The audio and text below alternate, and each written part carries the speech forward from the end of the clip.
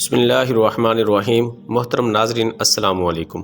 آج کی ویڈیو میں ہم آپ کو اذان کے مسائل احادیث مبارکہ کی روشنی میں بتائیں گے۔ ناظرین یہ ویڈیو کو پورا دیکھیں۔ ہماری کوشش ہے کہ ہم زیادہ سے زیادہ دین کو سیکھیں اور اپنے مسلمان بھائیوں کو سکھائیں۔ ناظرین ہم روزانہ کی بنیاد پر 2 یا 3 احادیث مبارکہ کی ویڈیو بناتے ہیں۔ ان احادیث پر خود عمل کریں اور اپنے دوستوں احباب سے شیئر کریں تاکہ ہمارے لیے دنیا و آخرت میں آسانی ہو۔ ویڈیو شروع کرنے سے پہلے آپ سے ریکویسٹ ہے کہ چینل کو سبسکرائب کر دیں۔ جب مسلمان ہجرت کر کے مدینہ پہنچے تو وقت مقرر کر کے نماز کے لیے آتے تھے۔ اس کے لیے اذان نہیں دی جاتی تھی۔ ایک دن اس بارے میں مشورہ ہوا۔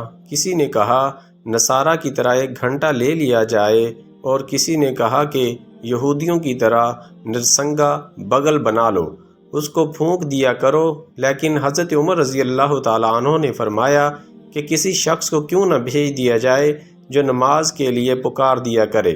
اس پر حضرت صلی اللہ علیہ وسلم نے اسی رائے کو پسند فرمایا اور بلال سے فرمایا کہ بلال اٹھ اور نماز کے لیے اذان دے۔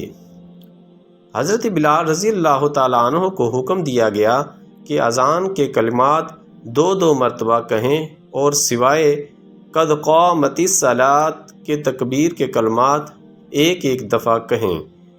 نبی صلی اللہ علیہ وآلہ وسلم نے فرمایا جب نماز کے لیے اذان دی جاتی ہے تو شیطان پادتا ہوا بڑی تیزی کے ساتھ پیٹھ موڑ کر بھاگتا ہے تاکہ اذان کی آواز نہ سن سکے، اور جب اذان ختم ہو جاتی ہے تو پھر واپس آ جاتا ہے، لیکن جو ہی تکبیر شروع ہوئی وہ پھر پیٹھ موڑ کر بھاگتا ہے۔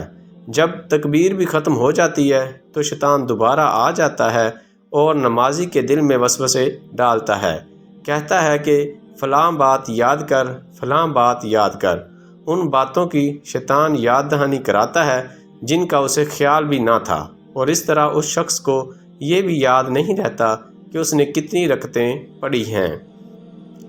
حضرت صلی اللہ علیہ وآلہ وسلم نے فرمایا کہ اگر لوگوں کو معلوم ہوتا کہ اذان کہنے اور نماز پہلی صف میں پڑھنے سے کتنا ثواب ملتا ہے، پھر ان کے لیے قرعہ ڈالنے کے سوائے اور کوئی چارہ نہ باقی رہتا تو البتہ اس پر قرعہ اندازی ہی کرتے۔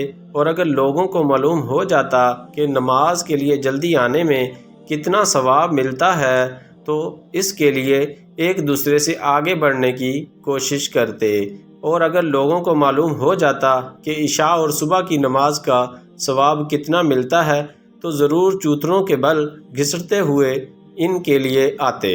صحیح بخاری کی یہ حدیث ہیں۔